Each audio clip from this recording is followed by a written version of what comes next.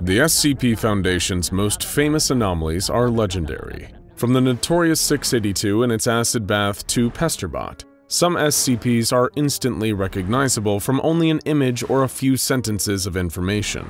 But the SCP Foundation also encompasses endless universes and possibilities, and that means endless variations on these iconic anomalies. Maybe in one reality, 173 is simply one of many terrifying statues, or perhaps 682 is an heir to the infamous Infernal Scarlet King.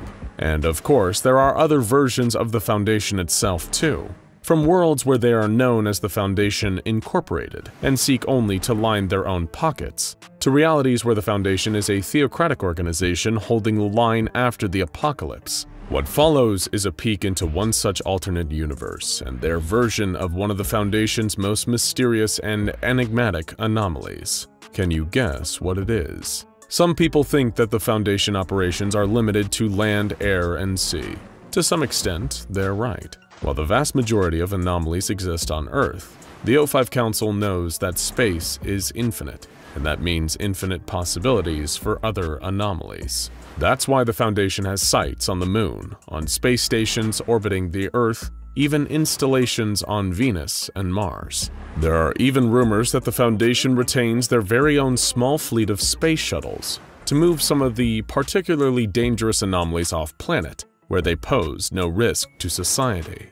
But space goes well beyond just our neighboring planets. The Foundation also invests heavily into exploring deep space, so that they might find anomalies like the Hateful Star before they pose a danger, rather than after. To this end, they've sent a small army of space probes, equipped with advanced sensors and rudimentary artificial intelligence, in every direction away from our planet to scout for potential anomalies. But the issue is that sometimes the probes actually end up encountering anomalies. Such is the curious case of Probe-H9, which disappeared under mysterious circumstances while scouting a potential anomaly in a completely empty, barren region of deep space. The Foundation assigns an internal investigator to the case, one Geoffrey Davies, who schedules a sit-down with Isaac Miles, the chief technician in charge of the probe and many others under Foundation command. Probe-H9's AI system, known as PH9, was in communication with Miles throughout its strange journey, right up until the end.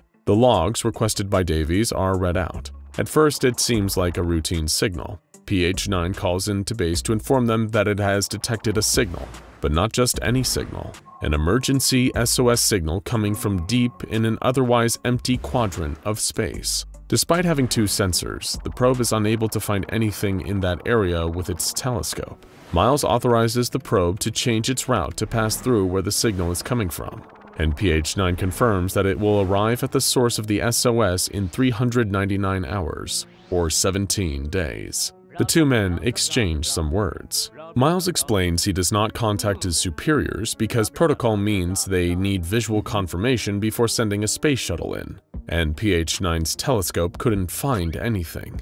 Even though the signal was confirmed to be human, Miles didn't want to break protocol and let the probe go in alone. Investor Davies begrudgingly agrees that it was a smart decision, and they move on.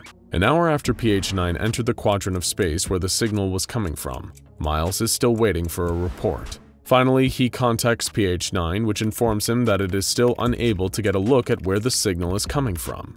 Even though it is so close, it will arrive in 4 hours. Miles, confused by how this is possible, asks it for its readings on its weight and gravity. The investigator asks him why he wanted this information, and Miles explains that the probe passed through some kind of event horizon. The probe was continuing to move into the quadrant, but for some reason looked like it wasn't. This happens when something enters a black hole, but if it was a black hole, PH9 would have been unable to transmit and completely destroyed. Some kind of anomaly has trapped PH9 inside its massive well of gravity. When Miles again radioed into PH9, the probe had a strange response, that it would pass by the signal source in 4 hours, the exact same as last time. Something was obviously wrong with the probe. As well, over 4 hours had passed, and the probe signal meant it should be right next to the source. Miles decides the probe is faulty, and assigns Probe J4 to meet it and take it to a repair facility. But when Probe J4 arrives, Probe-H9 can't see it. Probe-H9 can't even detect it using any other kind of sensor, but it does detect the same SOS signal, and against all logic, it is still 4 hours away. Probe-H9 tries to offer its coordinates, but it can't. In fact, it says that its current coordinates are outside of Euclidean space, like so many non-Euclidean anomalies the Foundation deals with. Miles can't decide whether Probe-H9 has fallen into a gravity well or something much worse has happened, and Probe-H9 holds position. Miles explains that then he called his superiors to let them know the deeply strange events occurring in relation to their probes. But the closest team was a week away. By the time they arrived on scene to investigate, it was all over. They couldn't advise on what to do about the probe. There were far too many unknowns in relation to space anomalies. And so Miles simply told Probe-H9 to continue on its course and report back every hour, because there was nothing else to do and nothing to lose. The last hour of reports are where things suddenly take a sharp turn. Probe-H9 calls into command, saying that it is suddenly detecting a massive object almost 1,000,000 kilometers away from it. The signal source is still 4 hours away, but this new object is some sort of planetoid, 1,400 kilometers across, and incredibly light for its size. For comparison, the asteroid that killed the dinosaurs was 10 kilometers across. Probe-H9 moves to get a better look, but its analysis keeps failing, because it's getting closer. Not just that, but getting closer impossibly quickly. In a minute, it's suddenly 400,000 kilometers away. 30 seconds later, and it's 250,000 kilometers, and showing no signs of slowing down. Before Miles can explain why this is impossible, the probe reports that it is about to collide with the planetoid. The last message it transmits before all communications cease is a single image from its telescope, showing whatever was about to crash into the probe. A massive, blurry white sphere, completely featureless against the starless backdrop. The men are confused. Neither of them know what this image means. By all evidence, the probe was rocketing through empty space way too fast for anything to catch up to it. And yet, something obviously did. Something was chasing the probe. They agree it wasn't a rogue planet, and Davies dismisses Miles with some words of advice to start taking his vacation time and head on home after a final debriefing. Turning to his aide, he instructs the agent to file the interview and completely quarantine the quadrant of space, making sure nothing enters and exits, and ominously, to ensure that Miles gets processed. The Foundation does not leave loose ends untied after all. Have you managed to figure out what anomaly that this is a parallel version of? Something going into a contained endless space, towards a human signal at the bottom that seems to never be getting closer, before suddenly being consumed by a blurry white thing? That's right. It's the infamous and notorious SCP-087, the Endless Staircase. Many of us are familiar with this anomaly. We should be, considering how dangerous and ominous it is to even seasoned Foundation veterans. A metal door in the back of a high school campus, leading down and down and down, endlessly into an inky black void where a bone-chilling weeping and crying of a baby coming from the bottom, teasing people to try and find the source. At first, the Foundation were only interested in finding out where exactly this crying was coming from.